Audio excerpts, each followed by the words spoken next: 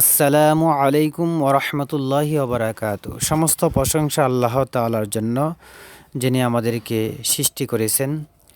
তো আমরা যে এখন রাস্তাটি দেখতে পাচ্ছি, সেই রাস্তাটি হচ্ছে নিকলি থানা কারপাশা ইউনিয়নের বাগুয়াখালী গ্রামের রাস্তা।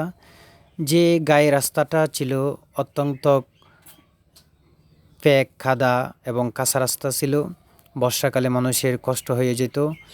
এই রাস্তা দিয়ে কত মানুষ চলাফেরা করছিল, মাদ্রাসার ছাত্রছাত্রী এবং কৃষক ভাইরা, বিভিন্ন ধরনের ব্যবসায়িক ভাইরা, তারা প্যাক খাদা মেখে তারা এই রাস্তার মধ্যে চলাচল করছিল। এই রাস্তার জন্য মানুষের বাড়ি নির্মাণের কাজ, অসংখ্য ভারী বোঝার কাজগুলি তারা করতে পারতেছিল না। তো রাস্তা সুবিধার্থে এখন মানুষের যাত্রার প্রয়োজনে বিভিন্ন ধরনের কাজ তারা করছেন। তো এই রাস্তাটি আমাদের পূর্বপুরুষের স্বপ্ন ছিল, যেটা আজকে আমরা দেখতে পেরে আনন্দে উৎফুল্লিত হচ্ছি। তারা যদি বেঁচে থাকতেন, তারা কতই না আনন্দ উপভোগ করতেন। দোয়া করি তাদের জন্য। এখানে অনেক শ্রমিক ভাইরা, বিভিন্ন স্তরের শ্রমিক ভাইরা বিভিন্ন এলাকা থেকে কর্মচারী হিসাবে কাজকর্ম করছেন সুন্দরভাবে, এদের জন্য দোয়া করি। আর যে সমস্ত সরকারি কর্মকর্তা বা আমাদের এলাকার গণ্যমান্য ব্যক্তিবর্গ, যাদের সাহায্য সহযোগিতা, যাদের বুদ্ধি পরামর্শভাবে এই সুন্দর রাস্তাটি হয়েছেন, আমরা তাদের জন্য খাইনু মনোবাক্যে দোয়া করি। আল্লাহ তাআলা তাদের দীর্ঘ নেক হায়াত দারাজ করুক। আর যদি কবরবাসী হয়ে থাকে, কবরগুলি জান্নাতের বাগান বানায় দেখ। তো অত্যন্ত মনোরম পরিবেশ, সুন্দর একটি রাস্তা।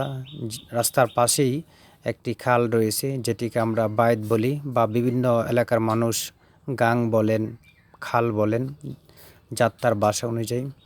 তো এটি হচ্ছে আমাদের ফসলের মাঠ ময়দান, একদম সবুজ শ্যামল প্রাকৃতিক সৌন্দর্যে ভরপুর।